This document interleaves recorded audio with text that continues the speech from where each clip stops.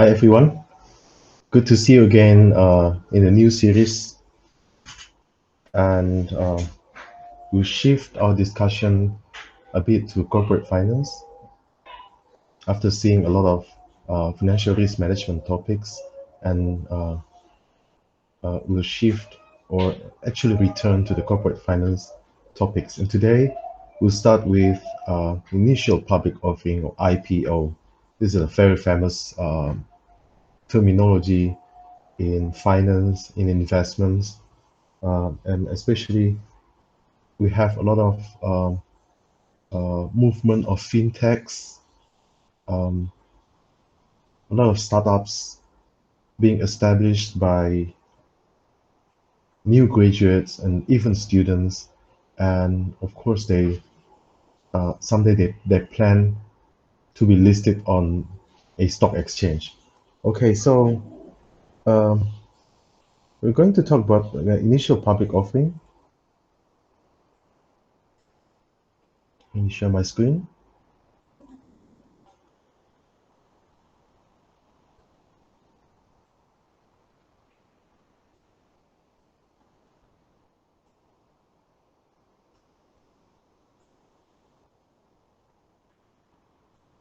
Okay, so initial public offering, as the name suggests, you could even without like sufficient finance and investment knowledge, you could guess the name. Like initial public offering means that this is the first time a stock is listed on a stock exchange. So the first time this is sold to the public.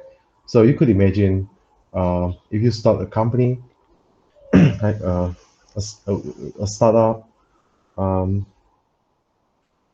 maybe you had an idea sometime in the past, 10 years ago, 5 years ago, you had an idea, you started the firm by yourself, maybe with your friends, with your family, with other relative or anyone. So you started the firm. At some point in time, you want to grow, right? You want to grow, and you might have like limited ability to grow using your own money because the scale might be too big or yeah, any other reasons. But you could imagine, maybe we can imagine together, you had it could be a technological firm or non-technology firm, maybe a garment firm. You started small, you sold at traditional market and also online by the online shop systems. And after 3 years, you found out maybe you and your business partners or your relatives, you found out that the business was doing very well. You wanted to enlarge the scale, maybe to the national level, um, and yeah, you started maybe borrowing right from maybe other family members or from banks or from other sources. Right, could be from fintech firms or something like that, peer-to-peer lending, equity crowdfunding, and other things. So you started borrowing money and you continued the operations. Let's say 10 years later, you found out that the business was successful. Actually, you had the chance to go to the regional level. But again, now the question is, do you have the financial capability of expanding and enlarging the scale of your business? If not, then you have to borrow money further, or you have to invite other people to join, right? And if you choose to invite other people to join as owners, it could be with private placement, but it could be with public offering. So this one with public offering, this is called IPO, initial public offering. So the first time um, you sell your stock to the public, or in other words, you list your stock on a stock exchange. So let's see the story here. The same logic that we just talked about. Startup firms usually finance with first one founders' resources. You could imagine, for example, the story of Facebook. It was established by Mark Zuckerberg and his other friends, and one of, I think the closest founders when it was founded or it was initiated was Eduardo Saverin. So they um, built this together. One of them had technical capacity, the other one had um, financial resources. But again, when when the business developed, they needed more money to expand, right? To like larger scale and also uh, more capable servers and all other technological resources that needed money. So at one point in time, the founders or one of the founders had to borrow money. But again, up to a certain point, they couldn't borrow further because of the debt capacity, right? The maxed out debt capacity. So couldn't borrow further because it had been too risky. So then, of course, they had to go to the capital market and did or conducted the IPO, right? Founder resources, and another possibility is getting money from angels, right? Angels, people who have a lot of money and uh, who are looking for prospective startups, right? Prospective businesses to chip in, right? To invest in. So angels, so angels might be more flexible and relaxed than the venture capital funds, right? Venture capitals, you can imagine here venture capital. So there's a manager, right? Venture capitalist or a fund manager who is managing money from many sources. That's why, see, if you find an angel, this investor angel might be more flexible, might be more willing to wait, right?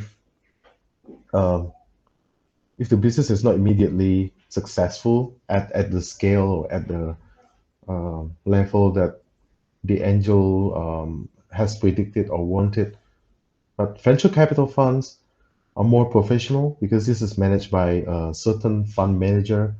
So he or she is responsible for, the funders or fund providers, right? So it, they are called venture capitalists, and of course, the venture capitalists are more likely sit on the boards of the funded companies.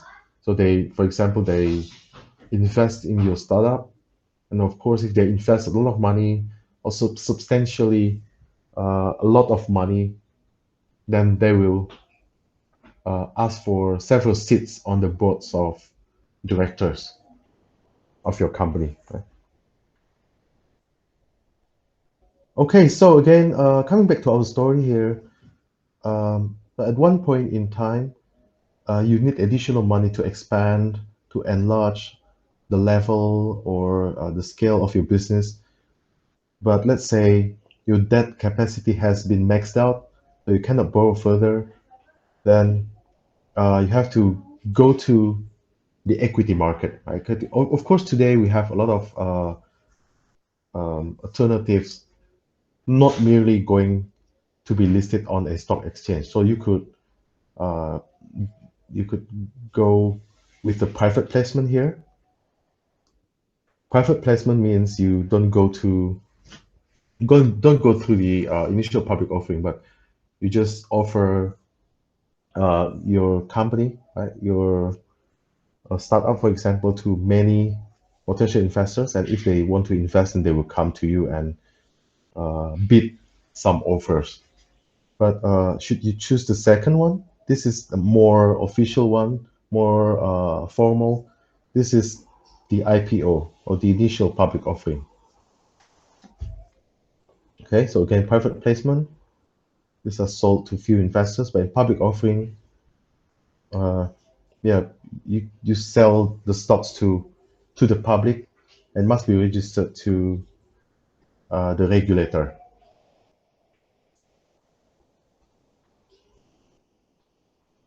So private placement is usually conducted and offered to a few investors, right, especially very big investors, because it will be inefficient if you um, do the private placement, but you offer or you open the tender to too many investors. That being the case, it's better to go to the public offering, right? It's better to go to the capital market to do the initial public offering if you want like a broader, spectrum of investors. But yeah, if you do the private placement, usually you do it with few and selected investors. Okay, why would a company consider going public? You see, current stockholders can diversify. The advantages, see the advantages of going public. The current stockholders can diversify because now uh,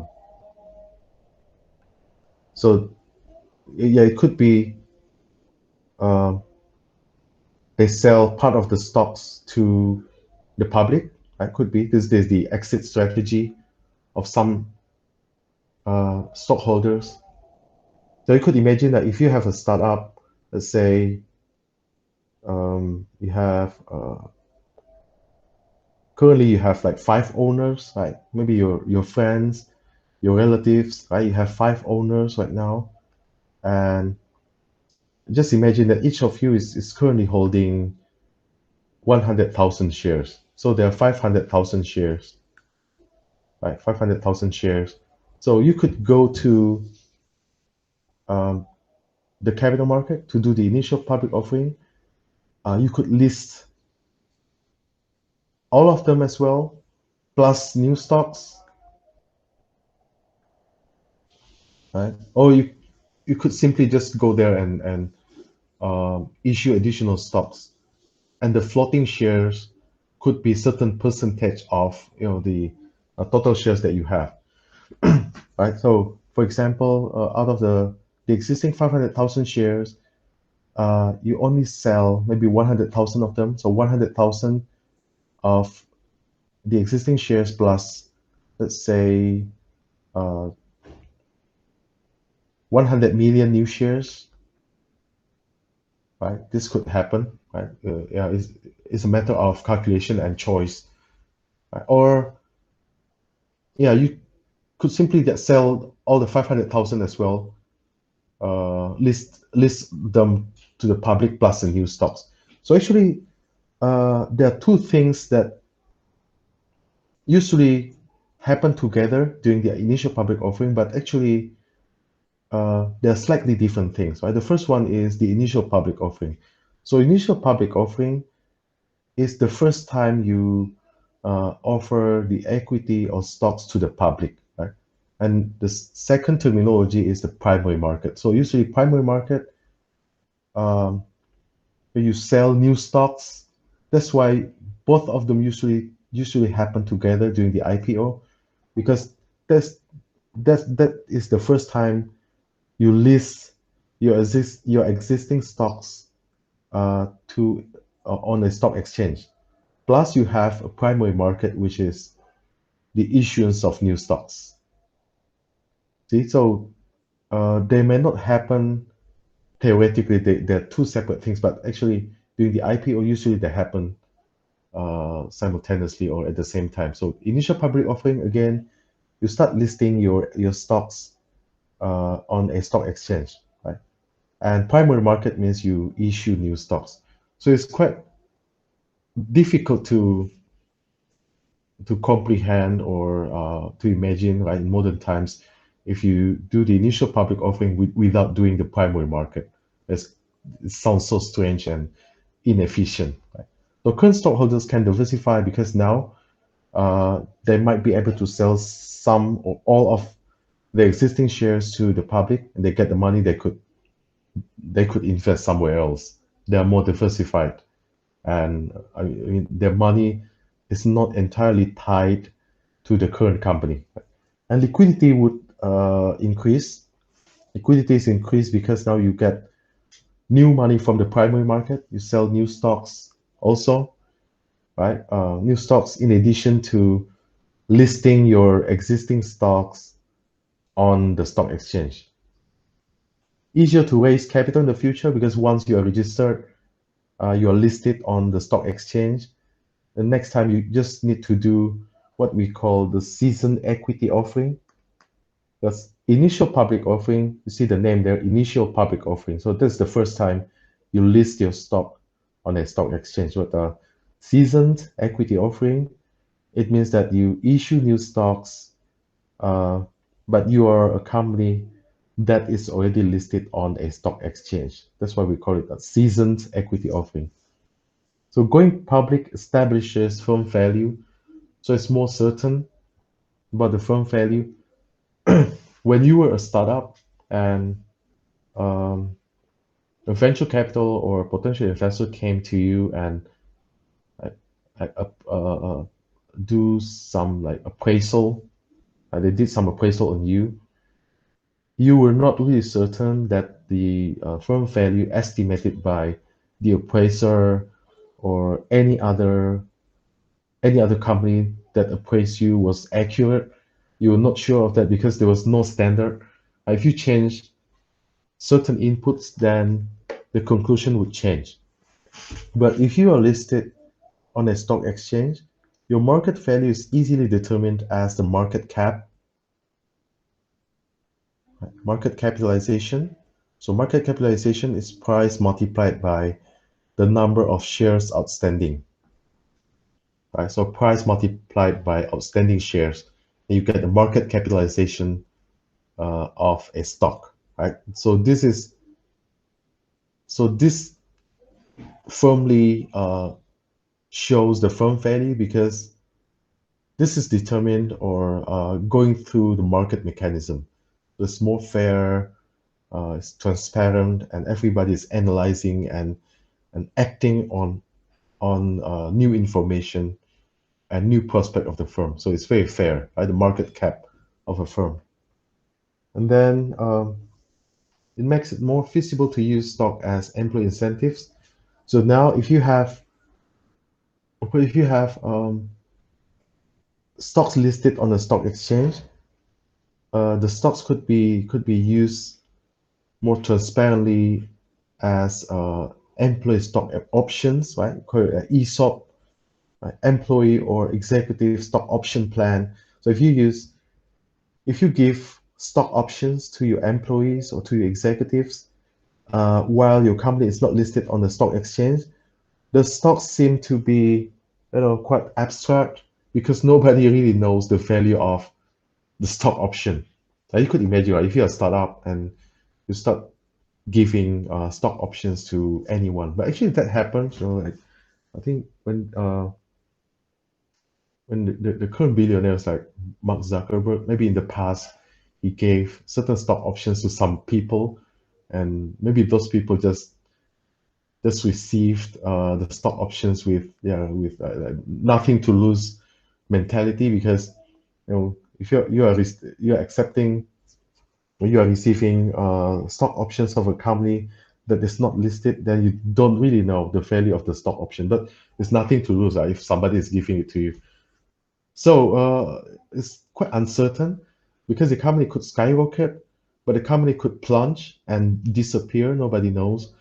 So again, if you're already listed and you give stock options to your employees or your executive, then the stock options will be more valuable and more uh, clearer, more transparent with respect to the value.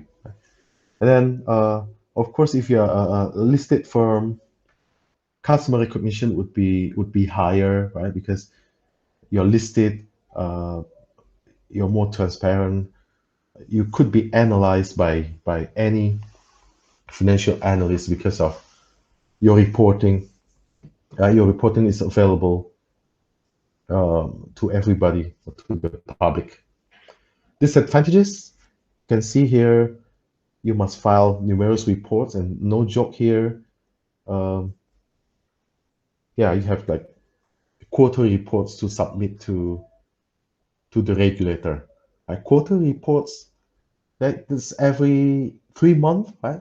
Like you feel you just submitted a report maybe last month, and and maybe this month you have to start preparing for the next report, right, for the next quarter. So it's quite tiring, and yeah, I mean, you have a lot of resources that could be used to make money, but some of them have to be allocated to take care of the reports because of the your status as a public firm, right? So this is uh, quite cumbersome, if you want to say, right? Quite tiring. Operating data must be disclosed to some extent, of course. You have to submit the 10Q, right? 10Q and then 10K, and sometimes 8K report, right? The some changes in management and additional reports and something like that. So your business competitors somehow will have the opportunity to look at your data.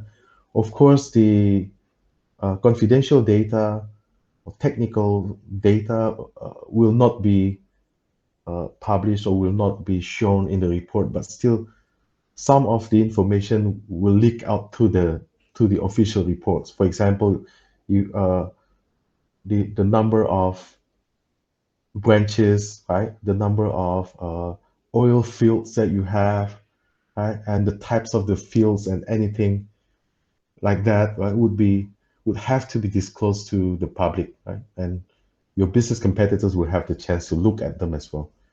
Officers must disclose holdings, of course. And if your officers have buying and selling activities, they have to be shown as well in the 10Q, 10K, 8K reports. Special deals to insiders will be more difficult to undertake. This is related, I think.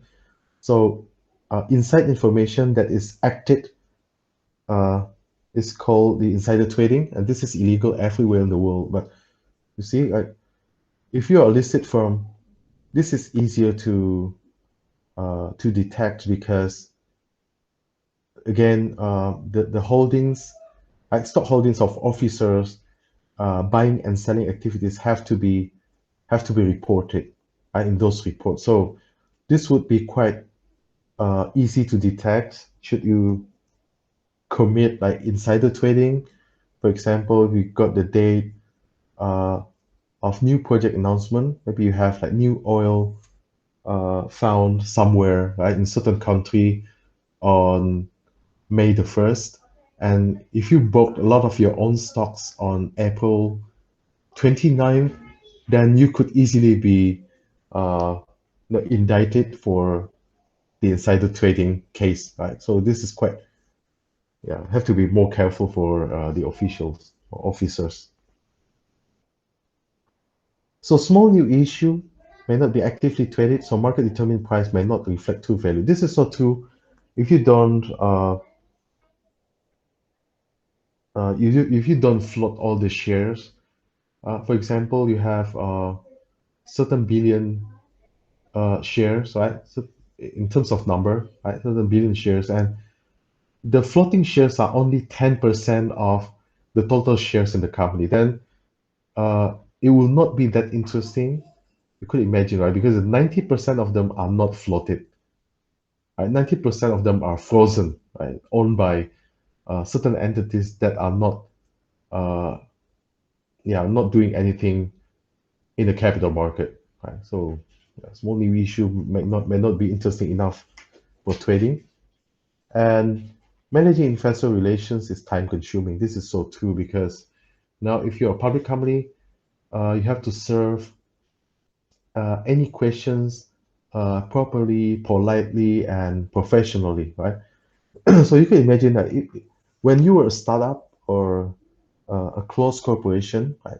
So a corporation whose stock is not listed on a stock exchange, so we call it a closed corporation, not a limited company, or limited company is a company whose stock has been listed on a stock exchange. But if you're a closed corporation, you don't have the liability or responsibility to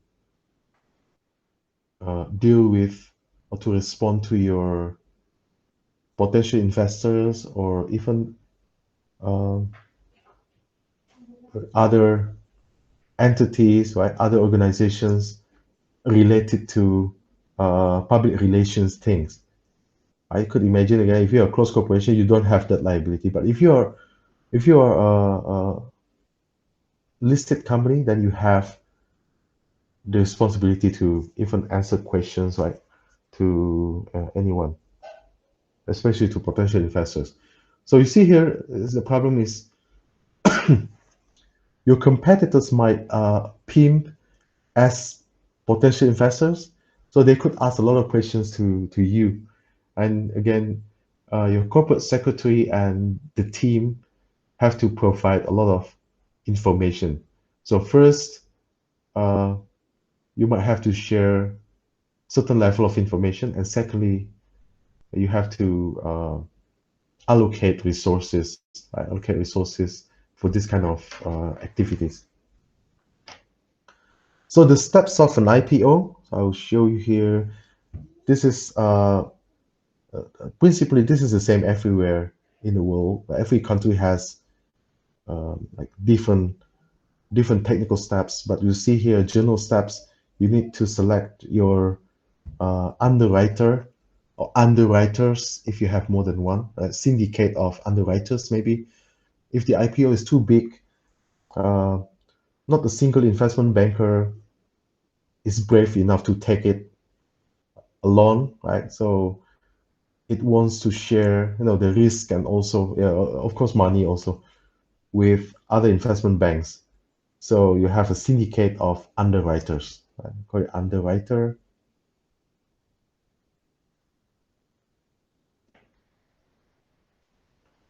Or syndicate of underwriters. And then you file the documentation, of course, wherever your country is. This would be principally the same document registration. And then here's the thing, right? This is an important one.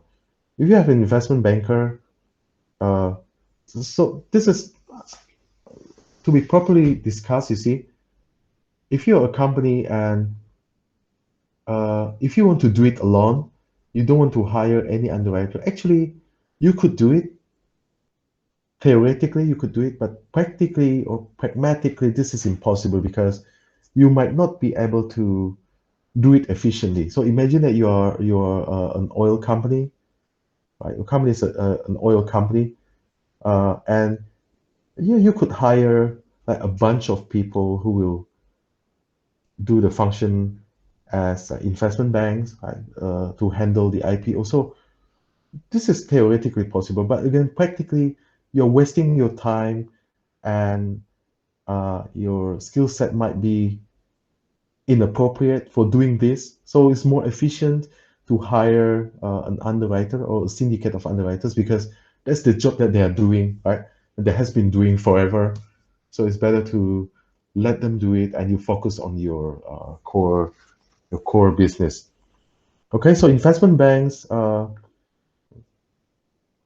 like Morgan Stanley, Citi, Credit Suisse, and some other famous in the world. And of course, you have the local, right, local investment banks in your own country. So the investment bank will do everything for you. For example, this one, the prospectus, we call it red herring, preliminary prospectus, preliminary proposal or prospectus, we call it red herring prospectus. And then they'll go for roadshows, right, from one city to another, depending on the level of the IPO that you want to do. National level, you go to important cities in your country. But if you want to do it internationally, maybe you have to go to neighboring countries as well to look for or to present your case to potential investors. And then set the final offer price in final prospectus. So you see, this is a tiring job, of course, and investment banks have the experience and expertise to do it, right? Because this is really difficult. Because one time I was assigned by a certain organization, certain local government to handle even the issuance of municipal bond, and it was the paperwork was really crazy, right? A lot of paperwork, a lot of data to collect and everything. So without the investment banks, without the underwriters, uh, it will be really inefficient for your company to handle many things by yourself with respect to the initial public offering. So you really need an underwriter or a syndicate of underwriters. So what criteria? Of course, reputation and expertise, experience, reputation and experience. So this is interesting. If um, let's imagine that we're talking about the American case, the U.S. case. So the initial public offering case in the United States is quite predictable. So you started as uh, like a startup company, small startup company, then you started growing. Um, Again, you wanted to grow further, right? Enlarge your scale, expanded your operations and so forth. So you needed money. Then you started borrowing, most likely, like borrowing from maybe friends, from relatives, or from local banks and so forth, right? But at certain point in time, your debt capacity was gone, right? It was maxed out.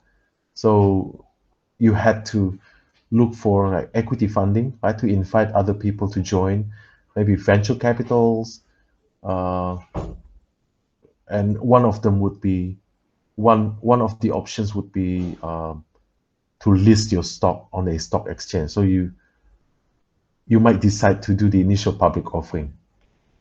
So reputation and experience would be very pivotal in the US case because you see here, uh, you were like a startup firm and now you want to list your stock on a stock exchange. So it's a very easy question, right? If you ask uh, typical startups, like typical companies in the United States, why do you want to go through the IPO? And I would say like 99% of the answer would be to look for additional financing. Very easy to predict, right? That's why reputation and experience of uh, the underwriter is crucial in the US case because you're handling, right, a startup company, mostly unknown.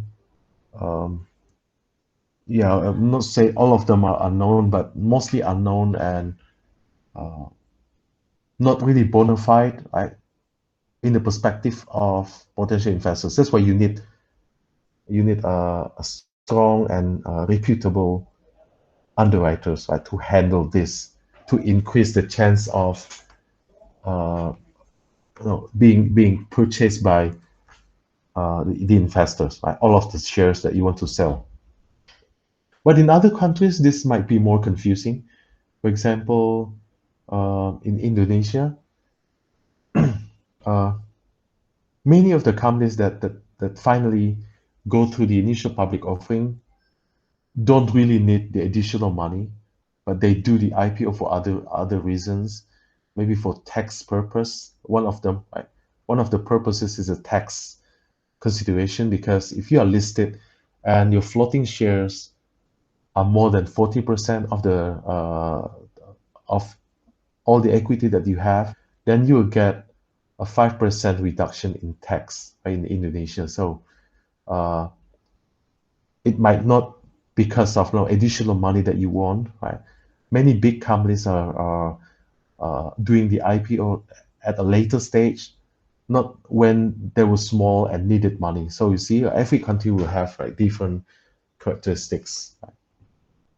So if you're a big enough company or very famous company that go to the initial public offering, you are already well known, you have good reputation, you're bona fide, then actually your reliance on a highly reputable investment banks or underwriter is minimized, right? Because you yourself has a high reputation. So you see, like every country will have different configurations. So existing mix of institutional and retail clients. So they have like broad spectrum of clients. So they could sell your stocks easily to them, right, to their clients. Okay, and and a good one will have like support in the post-IPO secondary market. For example, they have a lot of analysts, financial analysts that appear on television channels. Oh, they could actually advertise your stocks. Of course, it's unethical to do it like on purpose. For example, if your stock is not that good, but if the investment bank or the underwriter is asking this financial analyst to go to TV channels, to TV stations to advertise your stock, that would be unethical and could be illegal. But I mean, somehow they could advertise your stock, right? If your stock is doing normal, they could uh, actually um, inspire the buyers more by saying nice things on TV stations, right, about your stock.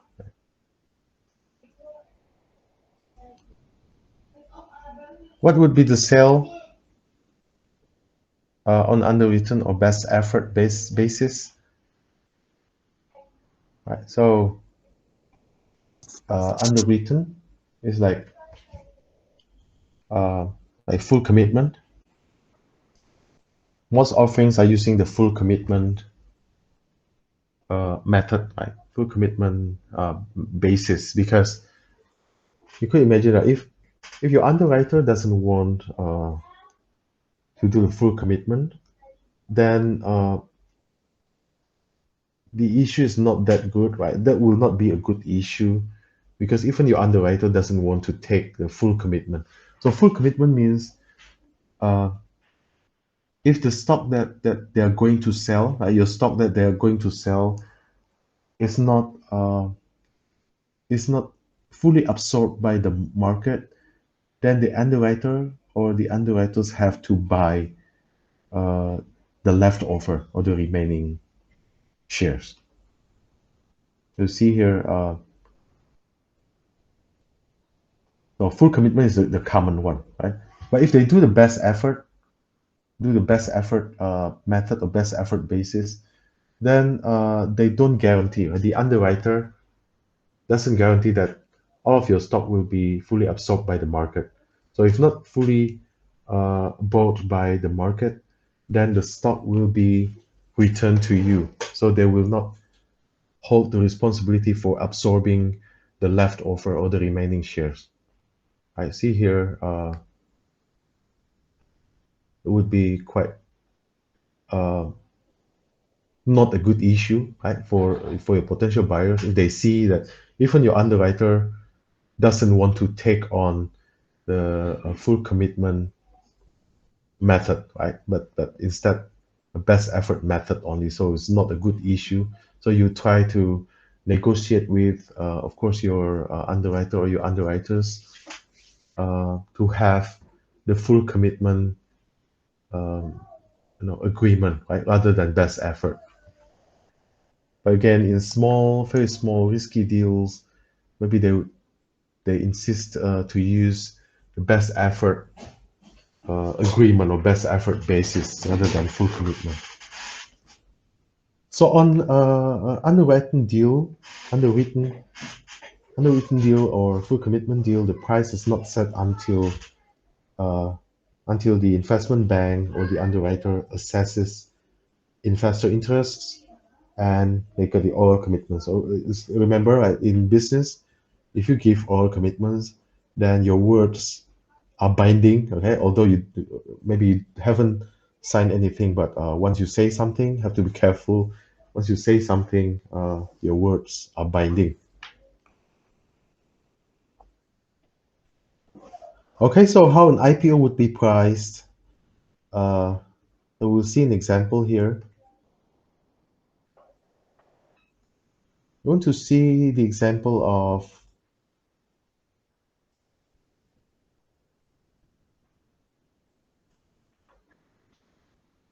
so the process of public offering in Indonesia. You can see some steps here. Hope it's clear enough. So the first step you see here, preliminary preparation and documents preparation. Right, documents preparation, and you could see what documents that we need here. Okay, uh, here, like company profile, information of IPO plan, and so on.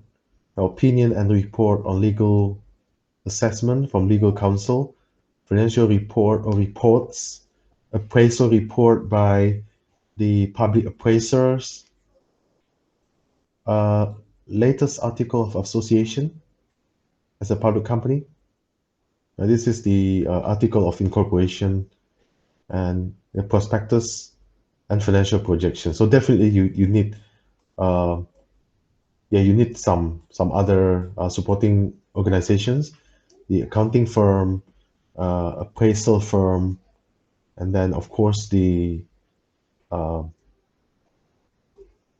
what's that the investment bank or the underwriter.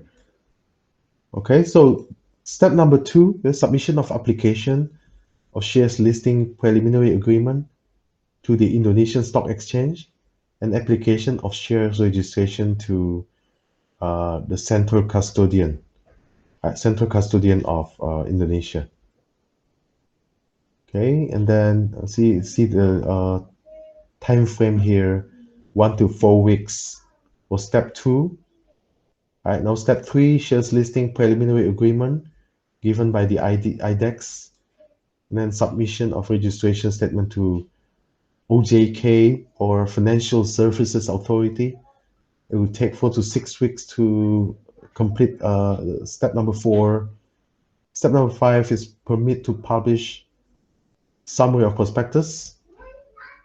Okay, and then announcement of summary of prospectus in newspaper, and then book building and public expose. So book building, you're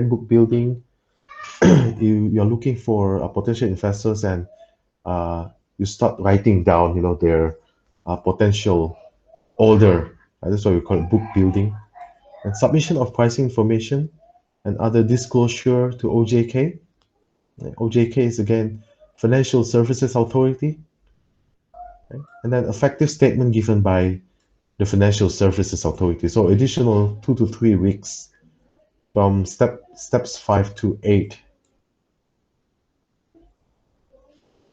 And then number 9, announcement of revision or additional summary of prospectus, newspaper, prospectus provided by company, and then submission of application of shares listing to IDEX, and public offering, right, 1 to 2 weeks, then approval of shares listing given by IDEX, shares listing and trading on the IDEX. And see here during the public offering, step number 11, you have allotment, refund, and shares distribution, submission of public offering results. So the names, right? So if you have a brokerage firm and you see an announcement of IPO, you could also order, right? You could order certain numbers, a certain number of shares, but there's no guarantee that the underwriter will allocate some shares to you. Maybe they'll allocate some shares to you, but not as many shares as what you want. Right? Then submission of accountant assessment, submission of information of shareholders, the number of shareholders to the IDEX. Okay, you see here the official stages or steps. Right, this is an example for the case of Indonesia. We have the stock exchange is the IDEX or Indonesia Stock Exchange, and some supporting agencies like Custodian Central and other supporting organizations.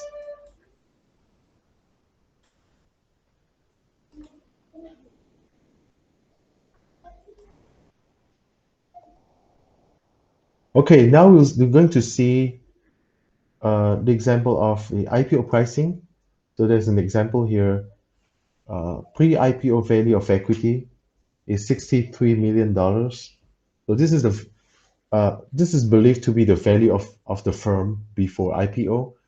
This might be the result of appraisal by a public appraiser or a private appraiser, or yeah, any organization that could offer that kind of service, right? So you believe that this is the value of equity before the initial public offering.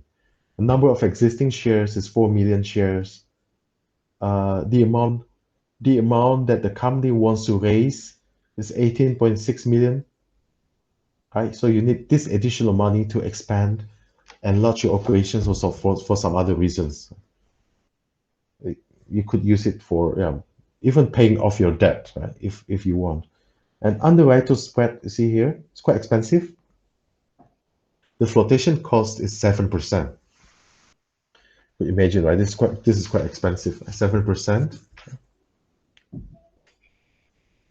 Okay, now we start estimating things, right? So gross proceeds that you have to get is net proceeds divided by 1 minus flotation cost. Remember, you have flotation cost to pay to the underwriter.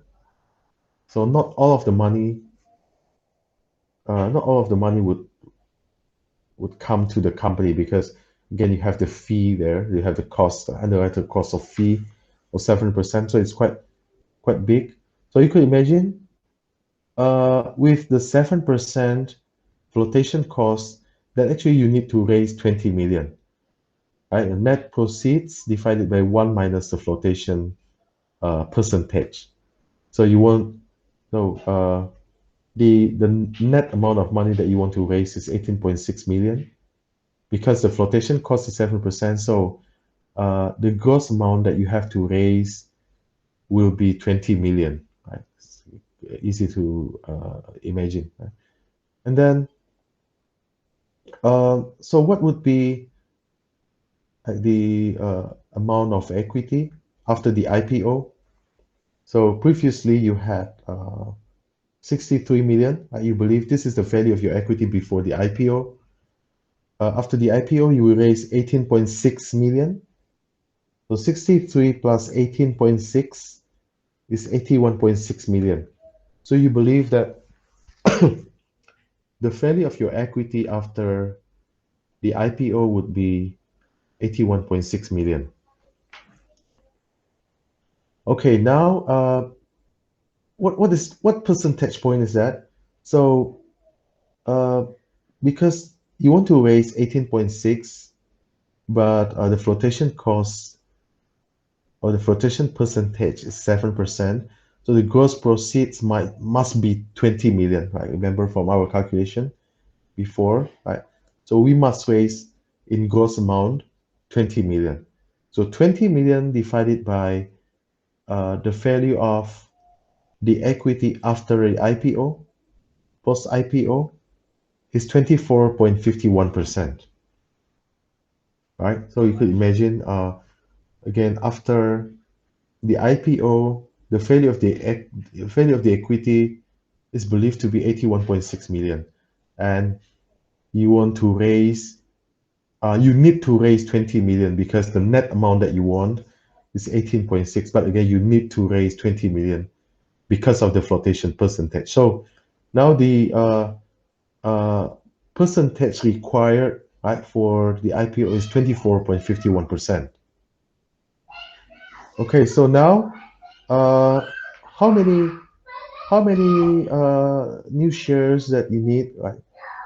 So you need to determine the number of new shares that you have to issue, right, to raise the 18.6 million. Again, here we have known that the percentage of new shares is 24.51%, at 24.51%. Okay, and 24.51% multiplied by the existing.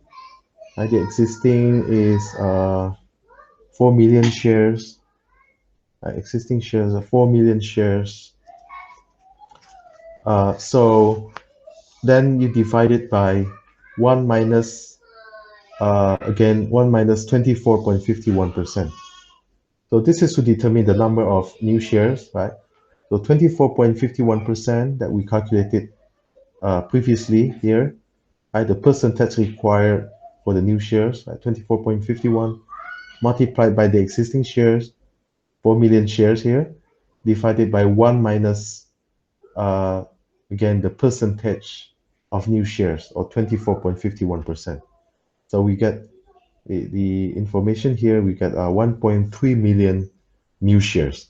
1.3 million new shares, because your existing shares are 4 million, right? So this is the number of new shares that you need to issue to raise the amount of money that you want, right? 18.6 million in this case. Okay, now again, the gross proceeds here, 20 million. So if you divide your gross proceeds with the number of new shares to be issued, you will get what? The price per share, right? The price per share. Right? So 15.38, sorry, $15.38 is the amount per share, right? Price per share that you try to offer, right? You try to offer to the buyers.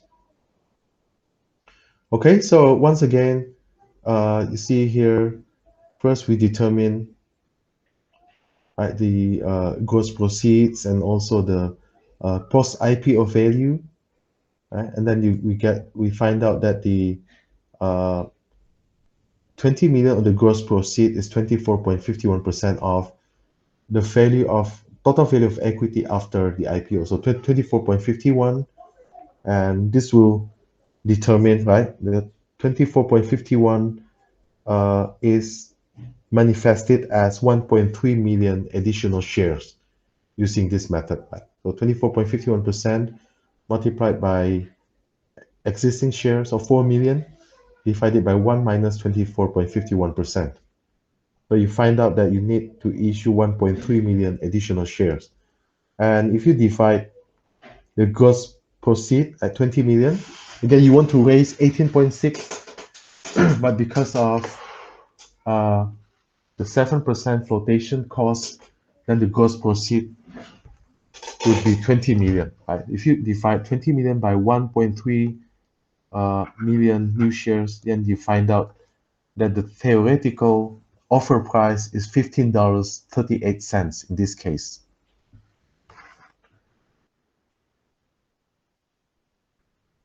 Okay, so the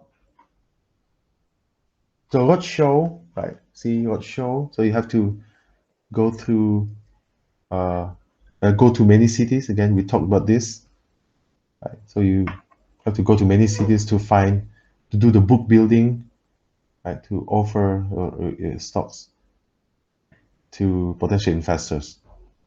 And management can't say anything that is not in prospectus because the company is in quiet period. So it will be quite illegal, right, to say something differently from what the prospectus says. So this is illegal because you could imagine if you make a red herring prospectus that says something, and you distribute the red herring prospectus to potential investors, but you secretly tell them that you have like additional information. That's really illegal. And book building here, so you ask investors to indicate how many shares you plan to buy, right? Book building. But usually, again, if you have a brokerage firm, you could do this book building by yourself. You could order a certain amount of shares that you want, but most likely you get less or fewer than the number of shares that you want, because it depends. The allocation is determined by the underwriter. So I think the last section of our discussion today would be about the uh, the price of IPO that is usually too cheap. So we call it underpricing, right? IPO underpricing. So This frequently happens, especially in the case of like the United States, where it's more predictable, right? So IPO underpricing frequently happens, right? You, so you see, you can imagine the terminology there. Underpricing means sorry, the price is too low, right? So we call it, that's why we call it underpricing. So how do you know that the price is too low? This is easy, right? On the IPO day, if you see that, for example, the IPO price is set to be uh, 20, okay, for example, $20.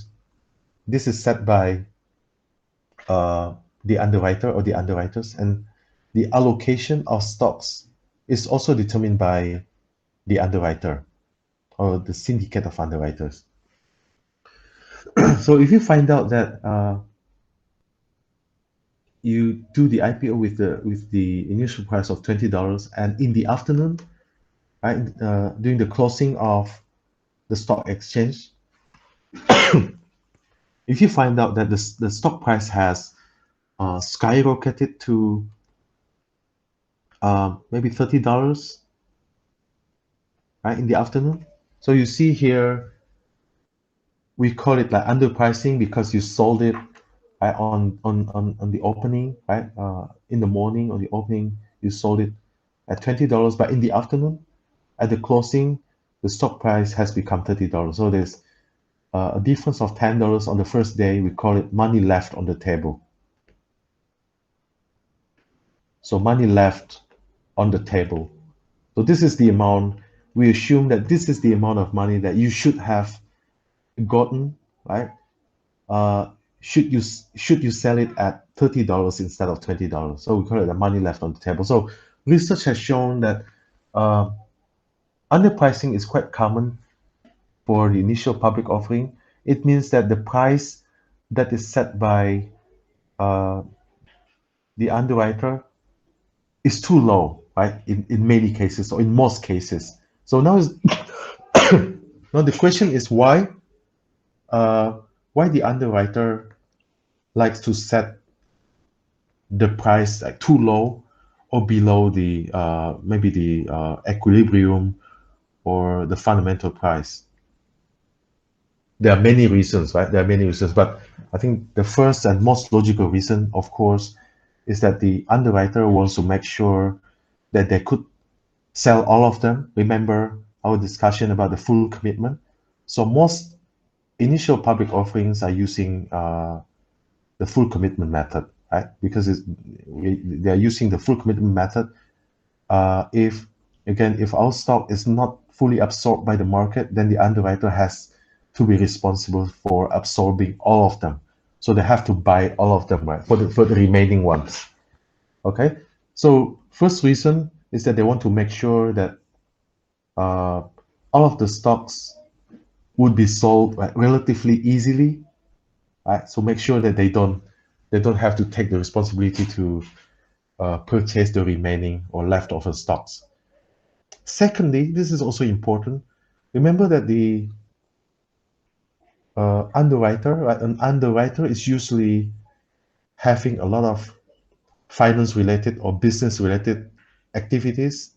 For example, the underwriter might also be an accounting firm, uh, uh, like taxation company, could be a consulting company, right? This is very common as well, and some uh, maybe appraisal company as well. So it's like one-stop service, right? One-stop service for the business or finance related activities.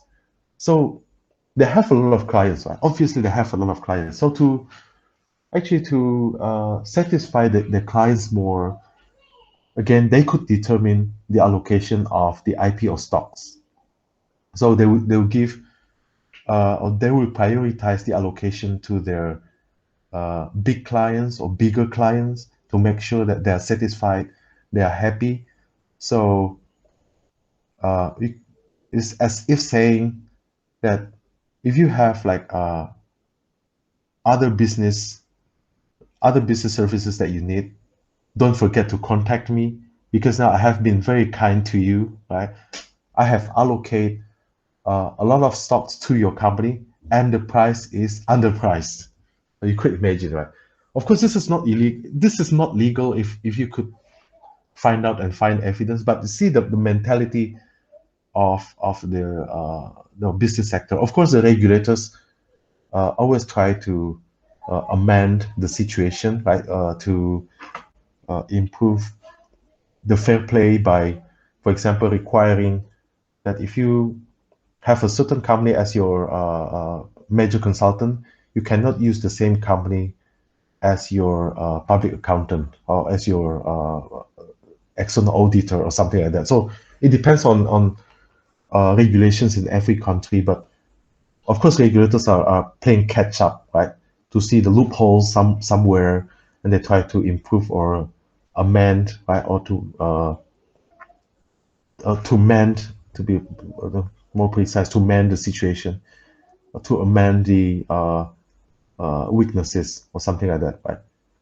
Okay, so again, the second possibility is uh, somehow there's a mental situation here that underwriter will prioritize the bigger clients to make them happy, because again, the underwriter is having a lot of, or is offering a lot of other businesses,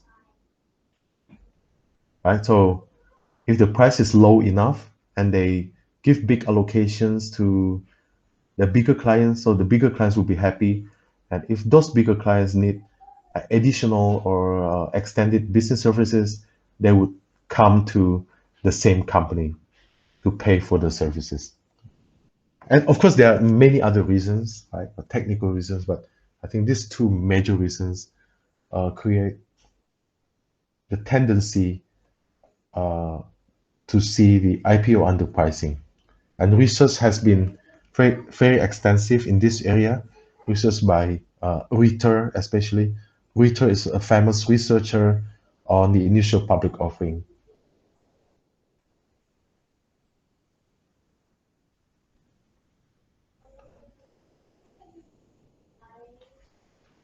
Of course, there are many other things to discuss, and this is a big topic, right? And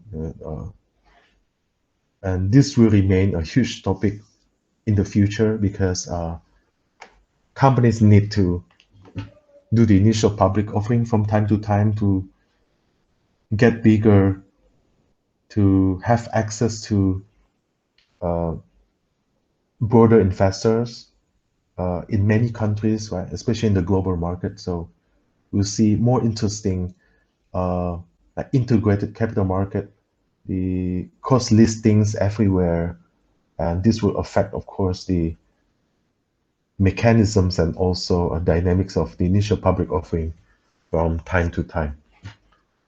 Okay, thank you very much for your attention today.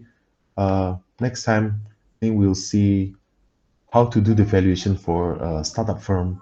We can call it a spin-off or spin-out. Right? This is actually related to the initial public offering, uh, more technical context for startup companies.